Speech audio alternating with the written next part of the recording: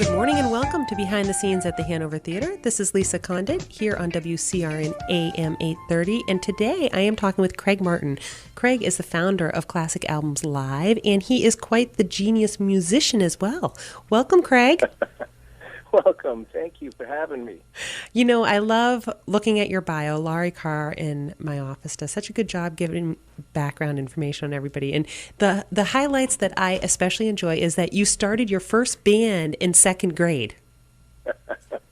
I really did. I'm 51, so this is way back in the 60s. I think it was like 65 or 66, something like that. But the Beatles were just starting to make their way into our consciousness. So you I got the Twist and Shout record and put it on, and everybody started freaking out. And we got up and lip synced in front of the class with fake mustaches and rulers for guitars. Oh, that's so and funny. And at recess, all the girls chased us, and all the boys wanted to be in the band. And I think I knew right then, this is a pretty good gig. I'm going to keep doing this. This is a good gig. I get to have girls chase me, and everybody wants to be my friend, and I'm a cool boy. And I'm 8 years old at the time. That's so funny. Now, out of curiosity, when you made those guitars out of rulers, did you have elastic bands for the strings as well, or? Oh, I don't think it was quite that adept. No, I think it was just a piece of paper glued to the end of the ruler with some strings drawn in and two circles for a knob. I think that was about it. That's hysterical. So obviously the Beatles really inspired you. And of course, you know, we have Classic Albums Live, Abbey Road coming to the Hanover Theatre Friday, September 20th, which is going to be really fun. So way back in second grade, you were inspired. What was the first instrument you started to play? Well, it was actually drums. I actually started out, whatever I can get my hands on that resembled drumsticks, tapping away in the house on that. And then soon enough, my mother rented me a guitar. This is back in the early 70s now. And she figured that, like most people who pick up instruments, it'll be a 9-day wonder. And that was it. I just locked myself in my room and started playing guitar. And I was never to be seen again until I was about 20. That's so funny. I came out of my room and started my career as a musician. Well, you know what's great about starting at the time period that you're talking about is, both my brothers, I grew up with guitar players, and the songs that were available in the songbooks are phenomenal from the late 60s, early 70s, right? It was just wonderful. I mean, at the moment I had enough money to buy a songbook, it was the Beatles Complete songbook, and it's still in print today. And that was it. That was like the Bible for me growing up. I just needed to learn all that. And then I started experimenting more with electric guitars. I got hold of an electric guitar. It was impossible to play. But nonetheless, I started my Led Zeppelin phase of my life and started playing all these things. But I was always pretty good, but I was always around great players, guys who were at the next level of playing that were always like a challenge for me to, kind of meet them on par with. I was never quite, their style of playing was never quite attainable for me, unfortunately. Oh. But I was always a great rhythm player, but I could never play the leads like some of these guys could. Well, I was always very well aware of that, and it served me well later in life when I started Classic Albums Live. And I was always aware of the better players, you know what I mean? Yeah, I do. And a bit of, yeah. I just have to say, I am fully aware, and I, too, used to sing out of that Bible you were talking about. I know exactly what it looks like.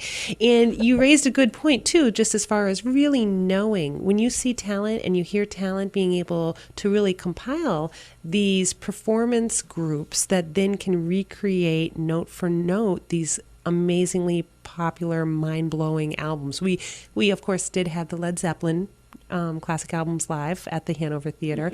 And tell us more about just that process as far as how many different groups do you put together to tour with Classic Albums Live? Well, it's countless, really, and it's I have a pool of about 30 to 40 core musicians that I work with, and we augment in some markets with some local players, like sometimes a string or horn player will join us from a local market, and we'll work from a chart. But my core group's based out of here in Toronto. So I will, I have a set Zeppelin band, but sometimes there's a cross-pollination from one of the guitar players from the Floyd band will come over and double on that. But it's nice to keep this amount of musicians working and on the road like I do. It's been a really, really enjoyable experience. just nonstop shows, airports, hotels, and we're just so happy doing this. We really feel like we're accomplishing something. As far as finding the musicians goes, I think my whole life kind of like from the grade 2 on kind of led to this, doing this. It was kind of like it was a path I just chose to follow that was already laid out for me. I got to the point where I could tell if a person could play by the way they walked into a room. Ooh. It was just this instinctive type of feel. They talk about putting in 10,000 hours to get that kind of instinct. And I think I may have done that over the years, yeah. So what are very well. So what are the key things you look for in the strut as they walk in the room? I don't know. I think it's undefinable. I think it's just something that unfolds, and like I said, an instinct. No, but all kidding aside, you can tell if a person's right for the album. I get a lot of musicians contacting me saying they can, I can play Zeppelin, I can play Floyd. If you ever need a Beatles guy, I can do that. And I love playing reggae too. And sometimes that's not the guy I'm looking for. I'm looking for the guy who phones me up and goes, if you ever need slide guitar for the Led Zeppelin Physical Graffiti album, I'm your guy. And that's sometimes the guy I'll call. Also, recommendations go a long way from other musicians that are already involved with us. They'll also bring somebody in. I know this guy would be great for you, and that's worked very well as well. Well, what also I love when I read about classic albums live is obviously it's become the ultimate destination for music lovers, like we said, wanting to hear those greatest albums performed live, note for note, the recreation. But I love specifically that you say without all the gimmickry and cheesy impersonations. Now, you worked in the tribute band scene for many, many years and evidently composed some music for TV. So if there's anybody who can identify, I bet, gimmickry and cheesy impersonations, it's got to be you. So what are some of the things that you avoid when you're putting together these shows and these tours? Well, certainly the impersonation factor. I don't really like that. In fact, I don't like anything that takes away from the music. I just want musical purity always. And I find a lot of the cats that come from the tribute bands tend to bring some of that dogma with them, some of the inflections. And we all know it. We can all see it. Our show is so no-show. It's like a Seinfeld episode. There is no show. Do you talk to the audience? No. Do you jump around? No. Do you look like them? No. Do you wear costumes? No. Is there a flashing light show? No. So you just stand there and play? Yes. and that's enough. Yeah. That's all it really takes. So when there's any hint of grandstanding or anything like that, it is really apparent on stage. Oh, yeah. And it kind of takes away from the music. That said, there are certain personalities within Cal that do shine, and certain people have gained real respect and a following from people just because of their vibe on stage, the way they let the music fall out of them and share it with us all. And that's been a wonderful little side part of Cal as well. Well, and Abbey Road, obviously it's one of the greatest albums of all time. I think it's interesting that it's actually, I think it's the 11th studio album that was released by the Beatles, which is, geez, how many did they have? Do you know? Well, that was it. Well, they released Abbey Road before they released Let It Be. Yeah. Abbey Road was the last one. It's a bit of a mix-up there at the end, but it is the ultimate send-off for Beatles fans, Just a beautiful record. There's no other record that picks up a head of steam like Abbey Road does. Yeah. I mean, that whole second side, the Golden Slumbers medley on, it just is incredible. It is the greatest piece of work ever recorded as far as I'm concerned. And I know I make these bold claims, but I really believe that. I really believe that Abbey Road means more to us than Mozart or Bach or any of the other classicals that have survived.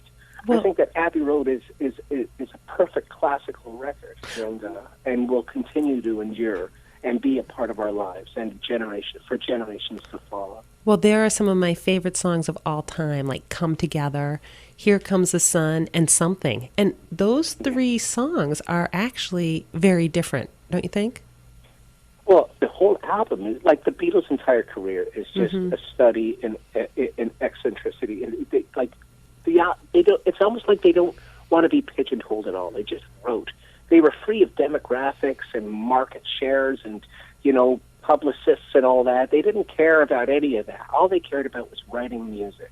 And they also had such a great work ethic, and they got together and worked really hard at writing these songs. They got up every morning, met in the studio, and got the work done. There was a real British work ethic in play there that served them well.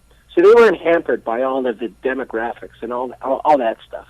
And they just got down to writing songs. They didn't care if it was an old-time rag song, or whether it was like a ballad, or whether it was like a heavy metal song like Helter Skelter, Yeah. or whether it was a medley like we were just talking about off Abbey Road. Their goal was, let's do what's right for the song, what's right for the record. I love that, and I think we've lost a lot of that in today's music. I totally agree with you. And I just have to say, this show is at a great time. It's coming on a Friday night, September 20th. It's at 8 p.m. And tickets are really reasonably priced. They range from $22 to $42, depending on where you sit. If people are looking for more information, they can always go to our website, thehanovertheatre.org. We'll be replaying this interview on our blog, also at thehanovertheatre.org. And is there anything else you think that people need to know, Craig? No, there's nothing. I think that people will come to the show, and I want them to wonder what's going to happen. There's only one thing I'm sorry, let me correct myself. There's one thing I would like for them to know, and that is the second set is we perform the album, then we take a break, everybody gets a drink, we reconvene, and we do a second set of Beatles' greatest hits music. And if the vibe is right, my guys will play all night. They know every Beatles song in the catalog, and they are ready to perform them. And it's just going to be a wonderful, wonderful night for music lovers. I might need to bring my songbook so I can sing along. I don't know. That would be just fine with us. Absolutely. Well, it has been a complete pleasure speaking with you. Again, this is Craig Martin. He's the founder of Classic Albums Live, Abbey Road, coming to the Hanover Theatre Friday, September 20th at 8 p.m. So we will see you all at the theater. And Craig, thank you again. I hope you have a fabulous day and stay cool. Right on. Same to you. Thank you so much. You're welcome.